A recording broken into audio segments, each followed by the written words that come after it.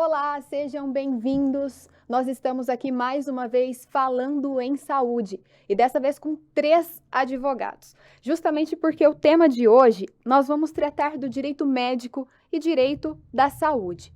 E se você é novo por aqui, ainda não conhece o nosso canal, dê uma olhada nos vídeos anteriores, você vai ver as entrevistas com diversos profissionais que já passaram aqui pela nossa mesa. Hoje, diferente dos outros dias, as minhas companhias aqui, Dr. Rafael Junqueira, que é advogado, ele também é diretor da Atlas Educacional. Oi, Dr. Rafael. Tudo bem, Thaís? Obrigado mais uma vez por nos receber aqui. Com a gente 2 colegas, né? Advogados também, Dr. Calil e Dr. Vinícius, que você vai apresentá-los melhor para o pessoal. O Dr. Calil é advogado, presidente da Comissão do Direito Médico e do Direito da Saúde da OAB, subseção de Pinheiros. Tem bastante assunto para falar com a gente, doutor? Temos. Primeiro, agradecer ao convite, Thaís, ao meu colega Rafael, Vinícius, e saudar os espectadores. É um tema muito abrangente e está sempre aí em evidência. Doutor Vinícius por aqui também, que é advogado, mestre em Direito Penal, diretor regional da Abracrim, aqui para a região de Ribeirão Preto, doutor. Isso. Primeiramente, gostaria de agradecer o convite, Thaís, também ao diretor, doutor Rafael, ao nosso colega, doutor Ricardo Calil, e hoje a gente vai bater um papo descontraído e demonstrar o que acontece aí no bastidor, né, da saúde e do direito. Perfeito, então. Eu queria começar falando para vocês, para explicar um pouco mais para o nosso público, que é da área da saúde, uma atuação nessa área, do direito médico, do direito da saúde, se é a mesma coisa, se elas se entrelaçam, como que dá para definir essa área? Legal. Não é a mesma coisa, mas elas constantemente, cada dia, elas se entrelaçam mais. Se nós pegarmos de como era o direito relacionado à medicina nos idos aí de 1980, com o advento da modernidade, tecnologia, internet, hoje até a inteligência artificial, isso mudou muito. Então, o acesso das pessoas à informação é muito grande. O paciente, quando chega, seja para uma consulta, seja quando ele senta lá à mesa, no escritório, ele já tem uma pré-opinião do que é, de como vai ser, e o que deve ser feito. Mas não necessariamente funciona da forma com que ele entende. E aí a gente, Vinícius, você também passa por isso, Rafael também. E aí a gente, assim, a consulta, às vezes, ou a reunião inicial, que talvez durasse 40 minutos, 1 hora, 2, 3, a depender, porque você tem que quebrar alguns mitos que eles carregam, já vem com umas ideias pré-estabelecidas. E aí, assim, não, calma lá, não é assim, não, mas eu vi na televisão, eu vi no filme. Então já chega assim para você, doutor, o meu caso é esse, dá pra gente fazer isso. Exatamente isso. Você já vê aquele remédio? Doutor, não é aquela peça, no nosso caso, né? Não vai entrar com esse recurso? Não, calma, não é assim que funciona. Né? É bem por aí. Isso tanto dos pacientes, em casos de direito da saúde, e direito médico também, os profissionais, as instituições já vêm também trazendo um roteirinho. E nós 4 aqui somos pacientes também, e se a gente falar que não faz isso, é mentira. Quem nunca Vamos falar a verdade, né? A gente tem que ser honesto. Isso tem. Mas uma coisa que, quando a pessoa...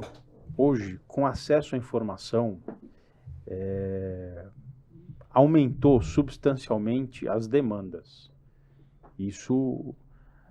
Aquilo que a gente tinha, que o médico era uma pessoa que não se questionava, o advogado não se questionava, porque ele falava e aquilo, não é mais. Hoje, o médico ele é confrontado, não assim no sentido de briga, né? Assim, no sentido de informar, não, você está me falando isso, mas não tem isso. Contrapartidas, né? Exato, exatamente. Então, assim, tem muito isso. E aumentou substancialmente as demandas judiciais por isso. Então, hoje, quando um profissional da saúde, em geral, o médico, um dentista, um psicólogo, ele pode, a depender, né? Não é essa regra, mas ele pode. São 3 processos que podem ter. Uma ação criminal, a depender, né? Uma ação civil e uma ação administrativa no conselho de classe. Então, às vezes, uma conduta, um atendimento, ou até mesmo uma queixa, pode gerar esses 3 processos. E assim, como eu disse, não é regra, mas é muito habitual. Isso se vê hoje nos conselhos de classe, também o número de queixas sobre a atuação ética dos profissionais. Então, o profissional de saúde, ele tem que se resguardar para isso, mas acaba gerando uma linha tênue ali entre ele se resguardar e ele se resguardar demais e acabar afetando a atuação dele. Primeira coisa, como qualquer profissional, ele tem que ser bem preparado. Primeira coisa.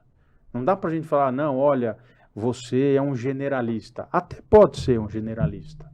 O advogado, quando se forma, ele é advogado.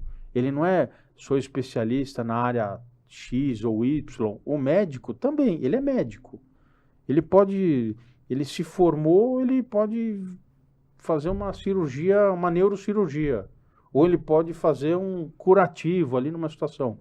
Só que isso demanda o quê? Você precisa se capacitar para isso. O que é o médico, no caso, se capacitar? Fazer residência, sempre se atualizar com cursos. Isso vale para todas as profissões, tá? O advogado, o engenheiro, o psicólogo, o fisioterapeuta, enfim. Isso é importante. Então, respondendo assim, mais ou menos isso que você falou, ele tem que se resguardar, todo mundo tem que se resguardar, mas uma pessoa com uma boa formação, ele vai saber os limites de atuação dele, até onde ele pode ir, e o que é possível, e nem sempre ele deve ceder, o profissional, ele deve ceder à vontade do paciente ou do cliente. Até mesmo para não ser negligente, Exato. perito. Porque ele vai incorrer nessas situações, imprudente, negligente, imperito, e isso é muito ruim para a sua atuação profissional, né? Doutor Vinícius, você acredita que tanto o médico ou a instituição de saúde, ela precisa ter um advogado de confiança ali para se consultar a partir das demandas que ocorrem? Sim, eu acredito, Thais, porque hoje a atuação preventiva, tanto em face do profissional e da empresa, ela se mostra muito necessária.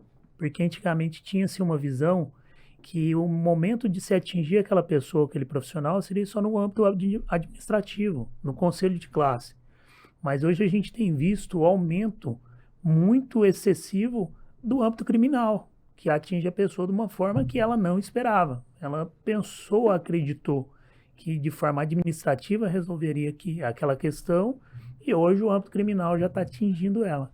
Então, essa análise preventiva por parte de um profissional, né, de um escritório, de uma banca defensiva para auxiliar do início ao fim na sua atuação, eu acho muito importante. Vinícius, até um gancho nisso que você falou, e uma coisa que ocorre numa infração ética, ou se existe algum indício de crime, imediatamente o próprio órgão de classe pode oficiar o Ministério Público para requerer uma investigação, e o contrário, se chega, por exemplo, eu já atuei em alguns casos em que houve uma lesão corporal num paciente, provocada em tese por um médico, onde ficou uma cicatriz mal feita, não uma queloidiana, que parece umas bolinhas,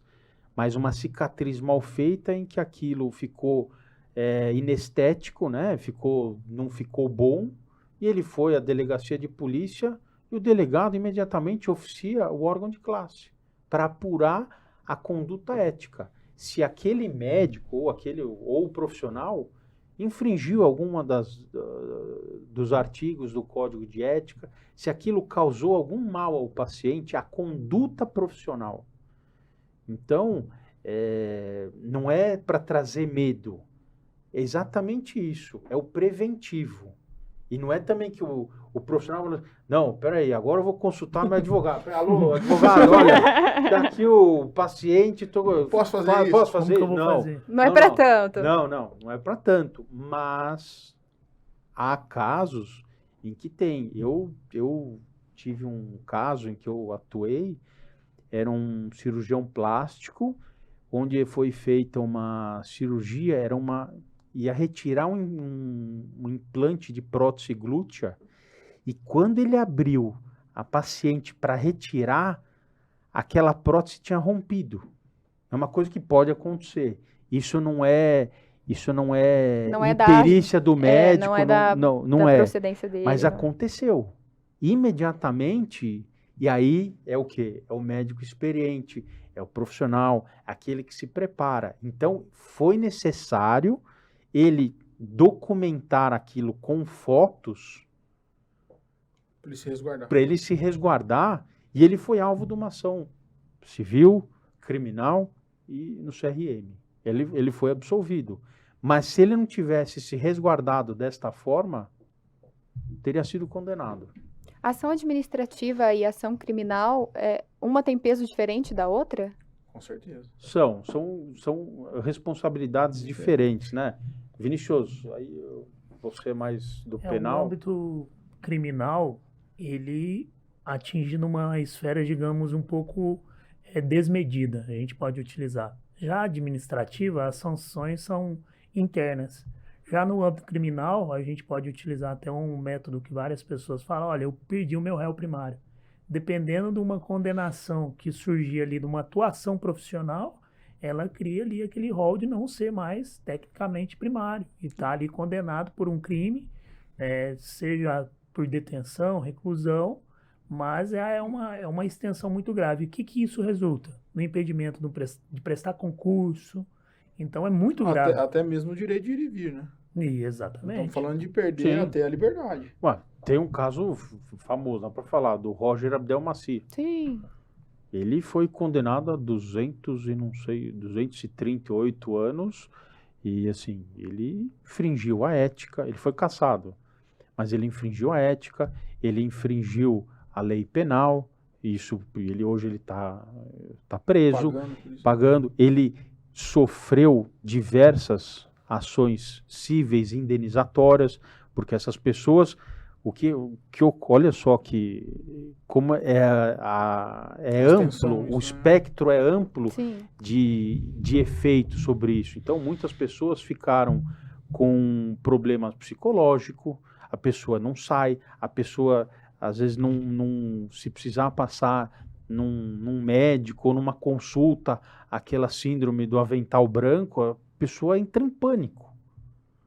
Por uma conduta, aquilo que eu falei, ele gera outras tantas situações.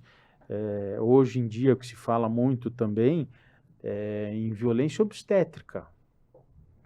Tem aí um caso de uma influenciadora, Chantal, acho que é Chantal, não sei o nome dela exato, é Chantal, em que ela, no parto, ela acusa o médico de ter praticado violência obstétrica. E a violência obstétrica não é só física, muitas vezes até psicológica na situação. Por quê? A mulher, ela está ali numa situação vulnerável. Isso. Ela está extremamente vulnerável.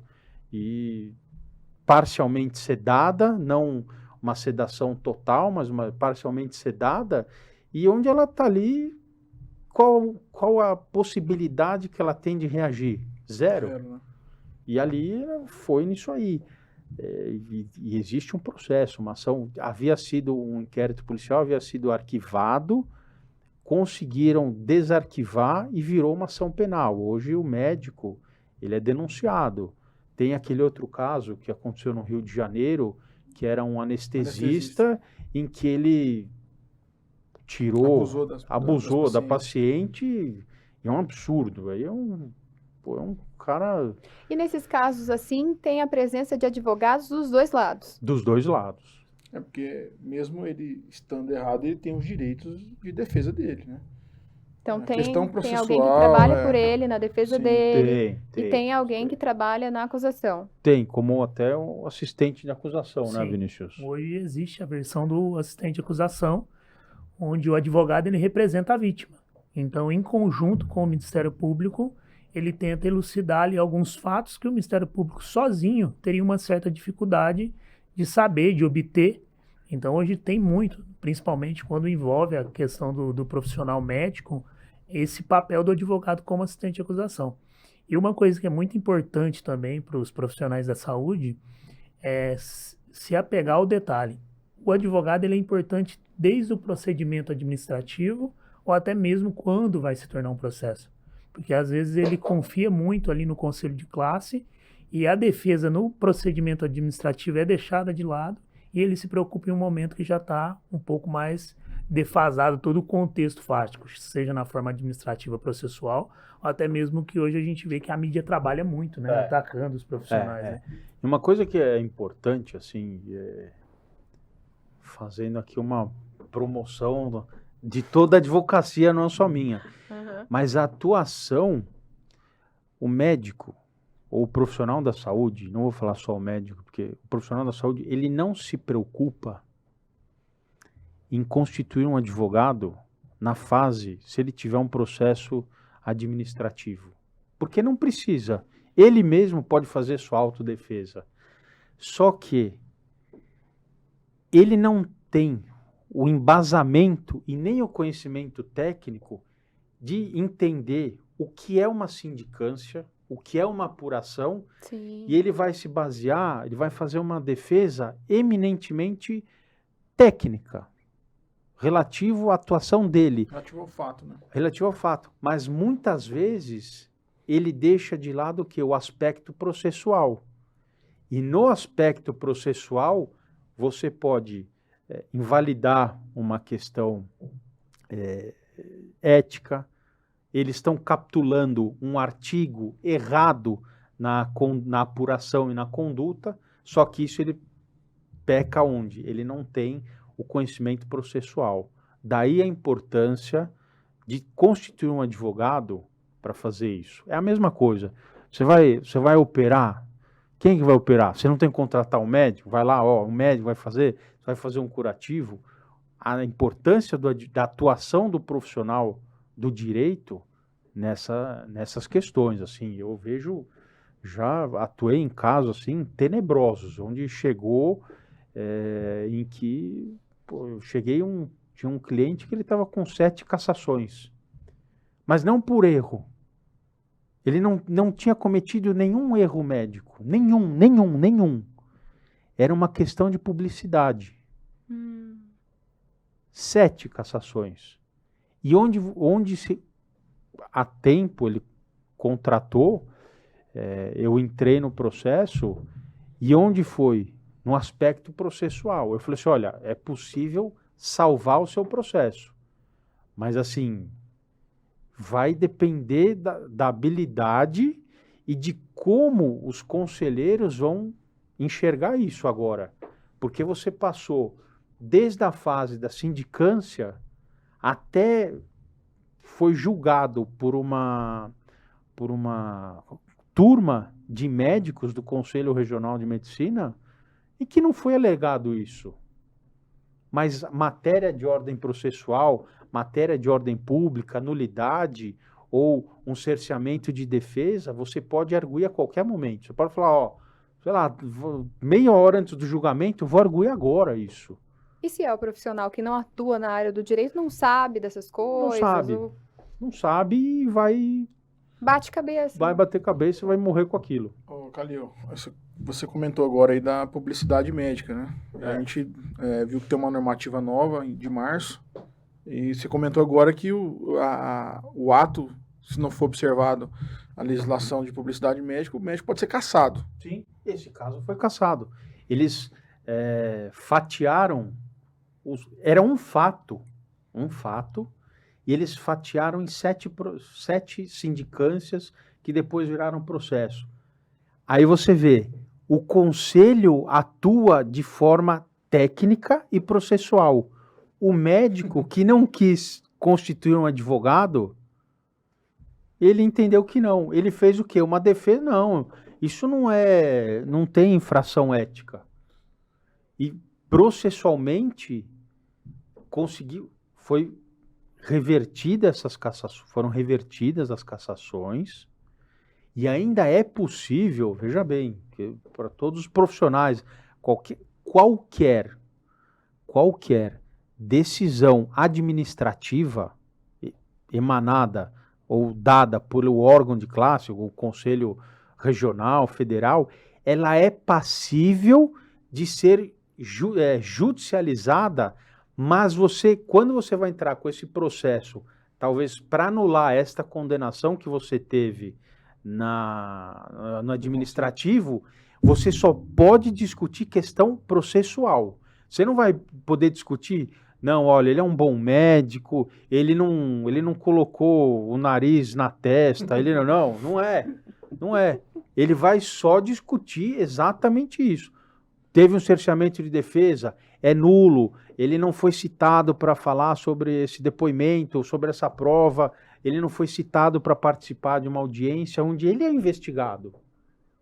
Eu tenho que saber tudo o que acontece, para aí depois eu fazer a minha defesa. Então, isso é muito importante. E ainda na publicidade, no assunto da publicidade, nós estamos falando de um assunto que não é tão grave, vamos falar assim.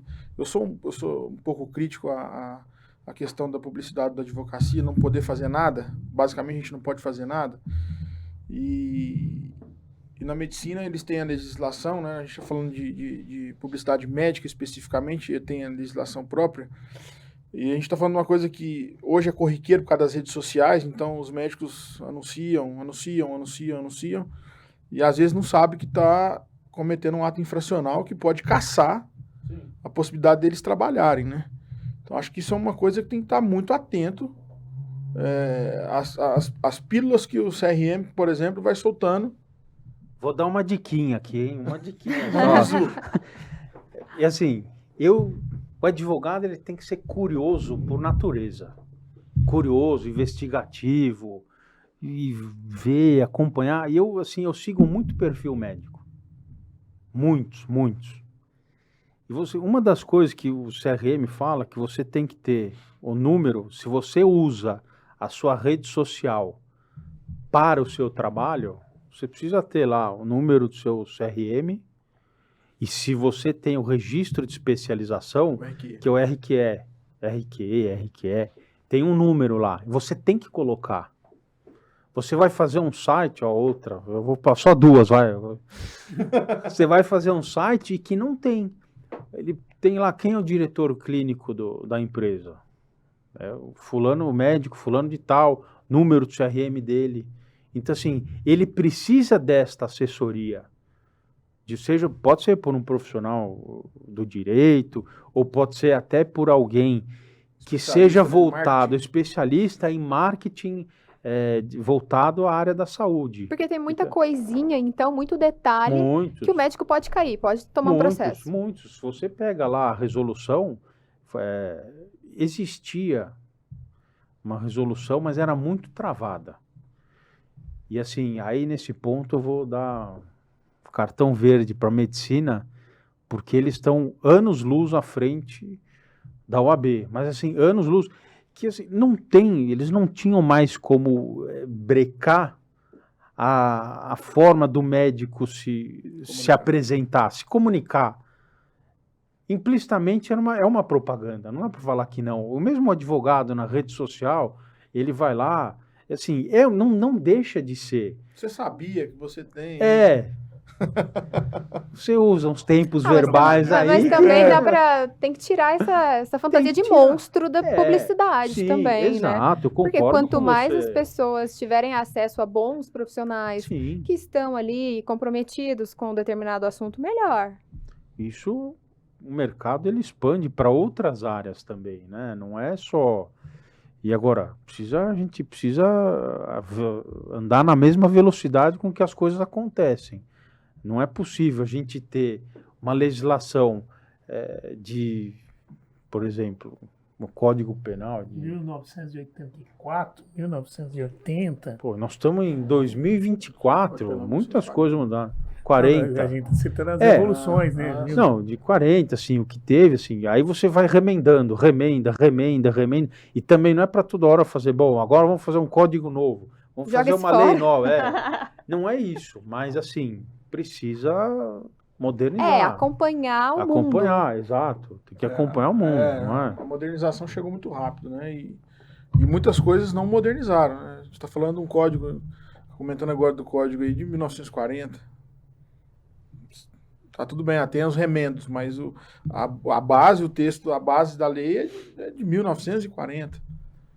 A gente ainda está um pouco E aí- arcaico nesse sentido, né? E aí tem aquela malha, né? Que absurdo, pode ser um absurdo, mas tá na lei. Sim. Tá na lei, tá lá, eu tô usando a lei, eu posso concordar ou não concordar. E nesse sentido, então, de usando a lei, a gente fala sobre a judicialização do direito da saúde. É um campo que vem ganhando muito espaço, Veio. principalmente depois da pandemia. O que você Infelizmente. acha? Muito, assim, antes da pandemia, já existia um número crescente de ações. Pós-pandemia, aumentou muito mais. E hoje, pelo pesquisa que saiu no CNJ, eu não vi ainda deste ano sobre 2023, mas 2022. Cresceu em 19% o número de ações. Cresceu em 19% o número de ações que tem. Hoje a gente tem 500, em 2022 o Brasil tinha 573 mil processos ativos questionando. Agora não se fala mais em erro médico e sim questões relativas à saúde. Então não se fala mais erro médico porque Eu vi recentemente, é porque muito, aí exploraria apenas a figura do médico. e assim, né? é um negócio que você já sai com uma tarja extremamente pejorativa. E não é. Exatamente não é. Mas assim, é crescente. E as especialidades que mais tem judicialização, em primeiro lugar, por incrível que pareça, não é cirurgia plástica, é ginecologia e obstetrícia. Segundo lugar, ortopedia. Terceiro, cirurgia plástica. E outro que está ali caminhando para isso é a área de dermatologia. Porque exatamente entra nessa questão estética. E quando você entra nesse mundo da estética, é outro mundo. O resultado para um não é o mesmo para outro, né? E Não é o mesmo. possibilidades infinitas também. Infinitas. Na Aí, dermatologia estética. exato. E aí você tem aí onde entra uma questão até criminal também, por exemplo. Hoje em dia tem uma profissão que eu acho formidável, influenciador. Não, é legal. Eu fiquei em dúvida agora. Hã? Se você estava sendo irônico ou Não estou sendo irônico. É assim, é uma profissão, você não pode falar que não. Sim. Tem escritórios de advocacia que abriram um setor só para advogar para influenciador. Porque esse profissional, ele gera direito contratual, direito civil, direito de imagem, direito trabalhista, previdenciário. Então, assim, ele é um profissional É um clientão. é um clientão. Clientão pro É um advogado. clientão, ó, Tudo, né? advocacia a gente gosta de pegar um influenciador aí, porque dá para cobrar bem. Mas o que existe hoje, essas influenciadoras que anunciam procedimentos. Se a gente olhar assim, a forma ostensiva com que é vendido, é assustador. E procedimentos, às vezes, que são invasivos. Não. Ou procedimentos Procedimentos assim, mas aí invasivos, que demandam uma situação demandam uma atuação médica, mas eu já vi, como eu falei, eu sou curioso, eu já vi influenciadora quase que fazendo uma consulta, e a mulher comprando tudo que ela estava falando. Não, isso não tem problema, isso é tranquilo, isso não tem... Tem canal do Telegram que tem umas 4 influenciadores lá, que você olha, pelo amor de Deus, meu, é um kamikaze. Não é? Influenciador kamikaze. E hoje em dia, o Ministério Público, eles estão em cima disso. Não é mais uma simples divulgação. Não. Assim, pode ser uma divulgação, mas o que eles estão em cima, eles estão vendo a forma, a ostensividade com que é anunciado um procedimento, chega ao ponto de ser um negócio, uma banalização. Qualquer cirurgia, isso, eu não sou médico, mas assim, ela tem um risco. Tem um risco. E o negócio aí tá ali, é instantâneo, é comida instantânea na internet hoje. Você clica lá, você vai, está no universo. Você põe lá primeiro e vai embora. E o algoritmo vai te entregando tudo naquele mesmo Aquilo que você quer tema. comer, né? O algoritmo te entrega tudo isso. Ele vai e ele filtra para você e você vai. E quem não é curioso? Pá! Você vai vendo lá. Arrasta pra cima. Arrasta para cima. Eu já arrastei várias vezes para ver também. E assim, faz parte. A gente tem isso aí de achar. E é um problema. E aí, Assim. voltando na parte dos processos e tudo mais, dessa mudança e aumento na judicialização, afeta de forma geral, assim, tanto a saúde pública como as instituições particulares? Afeta. Afeta substancialmente. Por quê? O que ocorre? Não existe os planos onde eles glosam os atendimentos. É fato. Todos os planos de saúde estão passando por uma situação financeira muito delicada. Muito. Todos os planos. Você vê plano fazendo rescisão unilateral de contrato. Você vê, vamos supor, você pode ter seu plano de saúde lá, estou acostumada a ir no hospital X, você chega, não, agora não atende mais. Mas como é que você sabe? Não, mas ninguém me falou. Não, aqui não atende mais. Por quê? Custo. E eles estão fazendo o quê?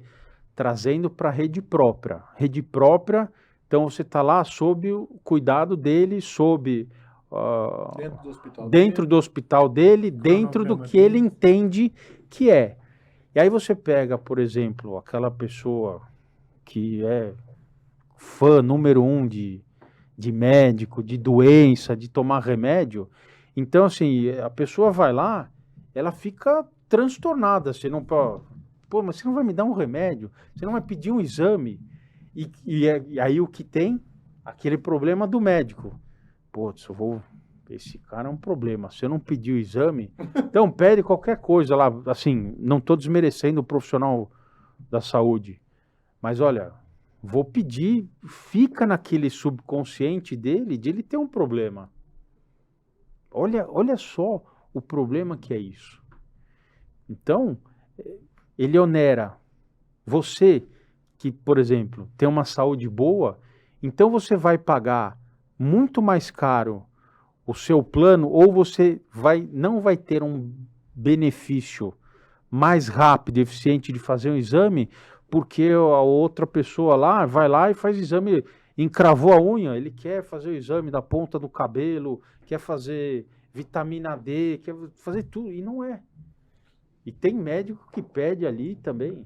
Eu e o doutor Vinícius, nós tivemos um caso recente de uma paciente, na verdade 2 pacientes precisavam de exames, realmente necessitavam dos exames, e aí, falando da judicialização, o plano negou, aí nós tivemos que ajuizar uma ação liminar, aí o juiz deu a liminar para o plano cumprir, o plano demorou mais de 20 dias para cumprir, recorreu, perderam, né, na segunda instância, Mas assim, hoje também os planos de pronto estão negando, né? Fala, deixa ele, se ele...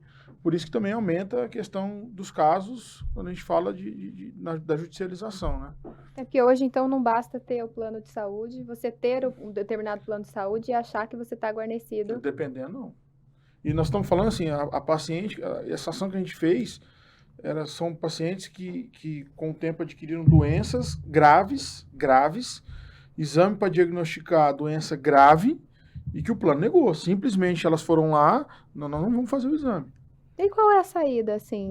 Então, Ou justificaram entra também. na É. justiça, Interessante, né? ou a pessoa faz um particular, não sei. Porque a pessoa ela espera do plano de saúde, que ela está há tanto tempo ali associada e pagando todo mês, uma justificativa para negar. Qual que seria o fundamento? E o fundamento ele não está existindo. Não, Não nego, tem. não posso fazer e procure meio que seus direitos. Foi mais ou menos dessa forma esses dois casos O práticos, né? Vinícius estava contando um caso dele também, recente, em que ele teve uma liminar e o plano não cumpriu. É, O juiz, né, mandou oficiar o Ministério Público para teve que fazer ali uma imposição, né, de um descumprimento de uma ordem judicial por crime pro de plano responsabilidade. cumprir uma decisão que ele já tinha feito anteriormente. Então, você vê que o índice de judicialização aumentou muito.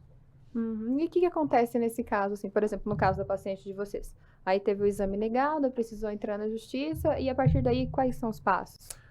A gente fez um ato processual dentro do próprio processo, utilizando ali o poder da justiça contra a instituição, informando sobre o descumprimento, e a partir desse momento teve uma decisão, digamos assim, um pouco mais enérgica. Aquela padrão inicial, que foi apenas concedendo e mandando fazer de uma forma, já a segunda decisão já estava ali incorrendo em um crime no âmbito criminal. A gente está comentando justamente sobre isso, né? Já é um crime. Não cumprir uma decisão judicial já é um crime. E aí- nisso o tempo vai passando também. E A o paciente, paciente- que precisa do paciente, exame claro, também está esperando. sendo ali desassistido. Sim. Isso é o mais grave, né? E muitas das vezes também, esse paciente que é negado o atendimento na rede privada, ele vai para o SUS. E ele pode também demandar contra o SUS e o SUS cumpre. O SUS cumpre. E aí... Também tem um impacto no SUS. Tem um impacto no SUS, exatamente. E o SUS não nega. Ah, não, você... Ele pega lá, deixa eu ver... Vinícius, você tem o plano top das galáxias, não vou te atender. Não, filho, vem aqui, te atendo. É urgente, é emergência, vai lá, faz. Gera um descontrole, né? Total na cadeia Não aí, tem. tanto do SUS quanto do particular. Mas é Descumprimento. lamentável chegar nesse nível. É triste chegar nisso e assim, é um momento onde tem que reunir quem dirige o SUS, quem dirige os planos de saúde e falar assim, olha, a gente precisa mudar a regra e mudar a forma de agir, porque é tudo um faz de conta. Vamos falar a verdade aqui? É um faz de conta. Se você vai hoje contratar um plano de saúde lá, todo mundo é perfeito, ninguém é hipertenso, ninguém tem sinusite, ninguém tem rinite, todo mundo Ninguém tem uma goza. doença pré-existente, O cara Quantas tem vezes você foi no 788 médico, quilos, meu, não tem colesterol, triglicéridos, não tem nada, meu, o cara não tem nada. Aí ele chega lá no primeiro dia, pimba, tem um infarto lá, o cara é uma bomba relógio. Pessoa, mas assim, aquele negócio, aí entra o código do consumidor, tá, mas o plano, o questionário dele tá tudo ok, por que você não fez uma análise prévia para você admitir? Eu desconheço algum plano que faça isso. Eu não conheço. Não conheço. É só pergunta, né? Pergunta, É. você tem alguma... Não. Sim, não. Sim, não é tudo... Constatação não existe, né? Sou perfeito. Eu sou perfeito. Não tem nenhum doente, né? Não tem. E é ruim isso. É uma realidade que a gente se encontra. E aí essa pessoa chega lá e vai ter esse problema, vai ter reflexo no judiciário, vai ter reflexo num processo criminal, porque aí o médico pode ser punido porque ele deixou de fazer algo que ele poderia fazer e não fez, o outro também fez. Então, assim, gente, vamos sentar aqui, vamos arrumar a casa, porque está tudo errado, ou vamos consertar isso, e é o que precisa. Mas muito dessas negativas, né, veio depois da pandemia, né? Porque eu acho que os planos gastaram Muito. além do que imaginaram, né? Ou ainda se imagina, acho que nem sabe ainda quanto que isso custou, né? A pandemia custou Sim. pro bolso dos planos de saúde, até pro governo, enfim, acho que isso foi... Sim, isso, a pandemia, assim, foi um divisor de água para muitas coisas, né? E até mesmo para essa questão dos planos de saúde, que eles não conseguiram dimensionar quanto que ia ser. Quanto que uma pessoa, se precisasse internar, quanto tempo ela ia ficar. Teve gente que ficou 1 ano internado, de 1 ano ficou 7, 8 meses na UTI, Usando entuba, diversos recursos, né? entuba, desentuba, respirador, Depois, falta oxigênio, fisioterapia para reabilitação, fisioterapia. tanto motora como respiratória. Total. Tudo isso. E até psicológico também. A pessoa fica fora. Caiu o disjuntor e assim, bom, liga, vamos ver como é que vai ser agora. Infelizmente, Qual vai ser o resultado final? Qual que né? vamos supor, uma pessoa ficou lá. Eu tenho uma tia que ela ficou 4 meses entubada. Praticamente desligou do mundo. Desligou. Quando voltou, você não sabe como é que volta, não sabe qual que vai ser a sequela que vai ter. Aí a sequela motora, E aí tem sequela os custos funcional, de tratamento disso os aí, né? custos de tratamento. Aí precisa de, você vai ter alta, mas você vai ter home care? Não, home care não, já é muito. Você tem, mas precisa. Como é que faz? Uhum. E os convênios não contavam com isso. Não. Acho que nunca ninguém fosse chegar. Mas o que existe hoje nos convênios, assim, conheço algumas pessoas que trabalham em convênio, que eles estão buscando uma forma de o quê? De filtrar o perfil do conveniado. Por exemplo, o Rafael, ele tem um perfil. É um cara que se cuida, que tem lá, o Vinícius se cuida. O Calil não. O Calil, ele tá lá e só vai quando estoura a bomba. E eles estão fazendo isso. Então, e eu acho até como justo, eu não sei se a opinião de vocês, que é importante isso. É justo. Para você saber pôr o seu preço, digamos assim. É justo saber, eu demando muito mais do plano, mas o Vinícius não, o Rafael não. Coisa que a gente já costuma ver em relação à idade. Sim. Né? Idade, pessoa mais Sim. jovem, paga mais barato, a e conforme vai... A etarização do plano já é para isso, né? Em tese, quando você estipula faixas etárias para pôr preço, já é para isso. Mas só que tem pessoas que, independente da faixa etária, gostam de ir no médico, né? Ou precisa, não gosta. É um estudo de caso, né, doutor? Um estudo de caso. Sim. Para precificar. Sim. Ficou mais ou menos dessa forma. Exatamente. Uma coisa hoje que hoje os planos também enfrentam um grande custo com relação ao diagnóstico de autismo. Porque você tem uma terapia multidisciplinar e é caro. É caro hoje. E o autismo é um negócio que, assim, infelizmente, não tem cura. Você tem tratamento. Você pode controlar, assim, e a pessoa ficar bem estável. Mas, assim, e aquele que não fica?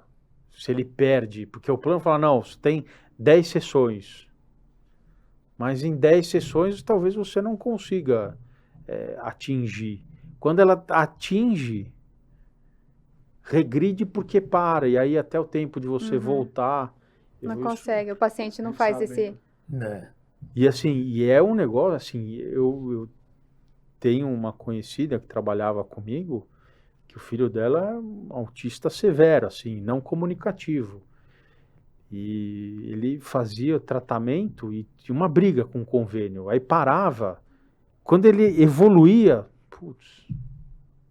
não, o plano negava as terapias, a regressão é muito rápida. É muito rápida. Mas é como até o tratamento de terapia psicológica no convênio. Sim. Determinado convênio oferece uma sessão por mês de duração de 20 minutos. E aí, se você vai passar com o médico te aconselha a ter uma sessão por semana, a depender do quadro que você está Sim. enfrentando, enfim, das características. E aí, o paciente vê que ele não pode contar com o convênio, que aquela uma sessão de 20 minutos por mês não é suficiente para o tratamento que ele precisa. Acaba indo para o particular. É. Mas muitas das vezes as pessoas não têm condição de ir Não para o tem particular. condição Não de ir pro tem. particular. É um tratamento que é muito caro. Não é barato. E justifica o preço que é. Justifica porque eu falo com conhecimento de causa. São pessoas próximas a mim. Eu tenho uma prima que a filha dela é especial e tem Down. E também você vê a evolução da criança, mas é o tratamento. E não dá para você parar. Assim, ó, de conhecimento de causa. Minha filha é especial, ela tem uma síndrome rara. E assim, toda semana ela tem que fisioterapia, terapia ocupacional, fonoaudiologia, psicóloga, e ela tem 4 anos. E ela faz isso desde os 9 meses. Então, assim, realmente, não é barato. E contar com o plano, às vezes, não é uma opção. A gente tem um plano de saúde legal, eles não pagam o tratamento dela, mas reembolsam uma parte. Só que eu estava quase há 8 meses sem receber o reembolso. Tive que ir para a ouvidoria, tive que ir para a ANS, até falar, ó, eu vou ajuizar uma ação, ou vocês, é o produto que vocês vendem. Eu não pedi isso, vocês vendem esse produto.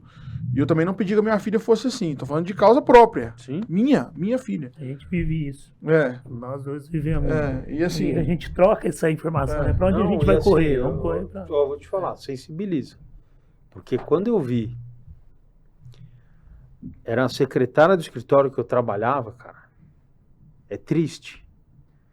Às vezes a gente fala assim, até as pessoas me perguntam, eu faço terapia, e a terapeuta, mas como é que você enfrenta uma situação dessa? Eu falo assim, olha, a gente...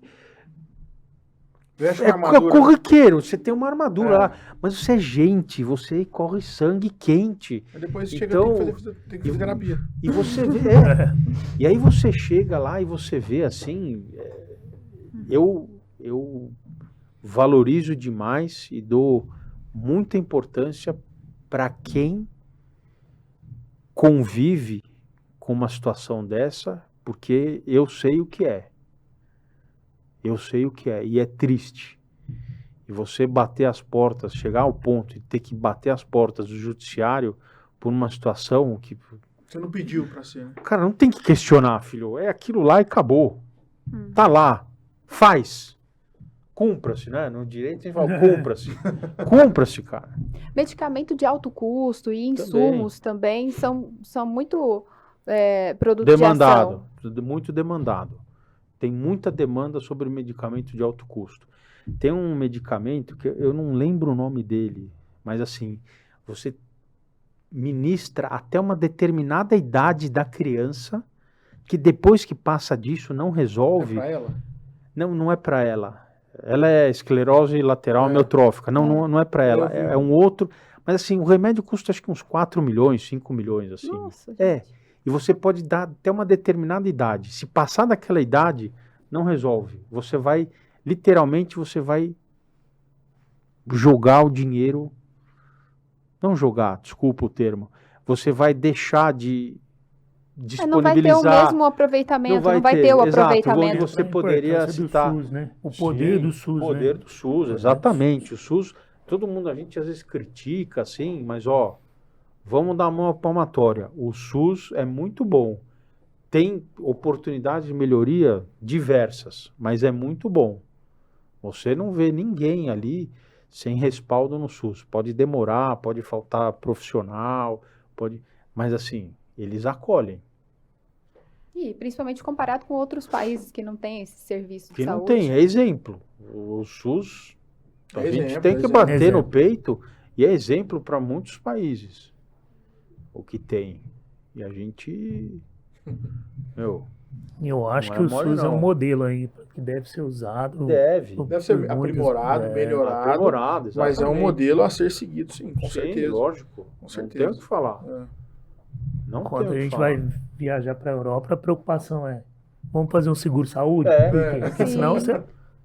Porque Se lá você ficar você fica- doente, É, o Você medo de ficou adoecer, doente sofrer um lá, acidente a lá. preocupação é maior de todo Pô. mundo. Eu acho que é essa. Então, é muito. O SUS é uma cereja nossa do bolo aí que tem que ser muito bem elogiado. Nossa, acho que eu falo demais, né? É mal de advogado. Mas eu participei teve uma palestra lá na UAB, e é muito legal ele, se a gente puder convidá-lo. Ele trabalha na Escola Paulista de Medicina, no corpo jurídico lá.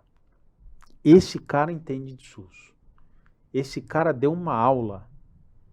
Ele deu uma aula de como funciona o SUS, o que tem de recurso destinado para o SUS e que não é bem utilizado, e o que tem de profissionais que se valem de experimentos para poder vender ou o tratamento que ele propõe ou o remédio que ele indica e depois não utiliza. Vai muito dinheiro pro ralo. Muito. quem que é o profissional? É o... Putz, eu vou lembrar o nome dele. Eu tenho aqui. Ele é da família do Dalari. Eu vou pegar o nome dele, eu até te passo. O cara deu uma aula de SUS, com números, de quanto que o SUS gasta, quanto que o SUS tem, quanto que o SUS produz. E, putz, cara, vai muito dinheiro pro ralo. Muita malversação de recurso público e... Aí tem que ser revisto Tem. urgente. Apesar de ser uma boa ferramenta, eu vejo que é uma boa ferramenta de integração também É. do Brasil, porque no caso do meu padrasto, por exemplo, ele teve a hérnia, ele já tinha uma hérnia na barriga e aconteceu de ter uma crise durante uma viagem de férias, junto com a minha mãe, para Bahia.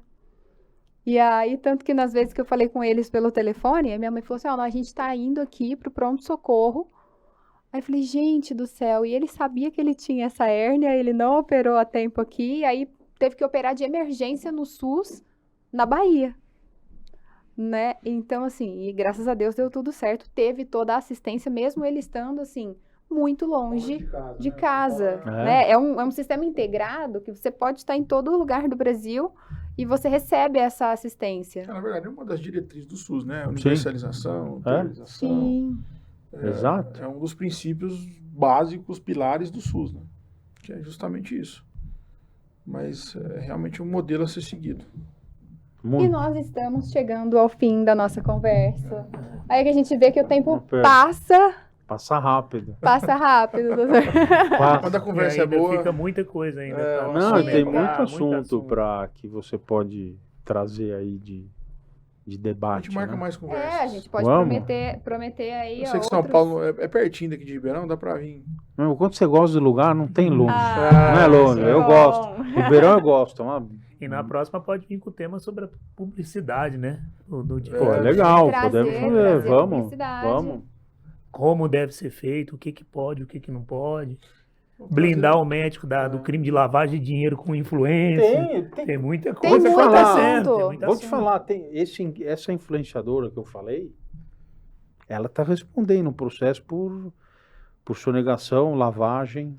Nossa, Eles estão acompanhando isso, ver o poder ali do médico ou da influência Ó, na internet. Né? assim, a gente não tem noção ainda das coisas como são. E eu acompanho essa influenciadora aí que eu comentei, porque ela responde a um inquérito ainda, em que eles querem chegar nos médicos. Eles querem chegar nos médicos. Mas ela está sendo investigada por sonegação, lavagem de dinheiro, estelionato. Os médicos e as clínicas. Sim, exatamente, Vinícius. Parece que você é o advogado do caso. Eles- Mas é. Mas aí você vê quando o profissional é bem informado, aquilo, torna a repetir, quando o profissional é bem informado, experimentado, ele sabe o que ele está falando. E assim, eu nem tinha falado para ele, mas ele já pescou, puxou o fio e veio. É exatamente isso. E tem a atuação do Ministério Público, na parte do consumidor, eles são muito atuantes. Então é isso aí. Eu preciso agradecer Dr. Rafael, agradecer Dr. Calil, agradecer Dr. Vinícius. Foi muito boa a companhia de vocês, muito boa a troca de experiências. E espero vocês aqui mais vezes, porque a gente viu aí que já tem diversos outros assuntos. Só convidar. Já está convidado. Obrigado Ótimo. também a vocês dois por terem vindo, meus colegas de profissão, por ter atendido o pedido, né, ter vindo de São Paulo para a gente poder gravar esse episódio e outros mais virão com certeza. É um prazer. Obrigado, doutor. Obrigado, Vinícius. O Meu prazer é amigo todo também, nosso. de infância. Eu agradeço o convite e sempre que precisar, estou à disposição. Tá certo. Muito obrigado, doutor Rafael, Thaís, e o nosso colega de São Paulo, né, que se deslocou aqui para esse bate-papo. Muito obrigado mesmo.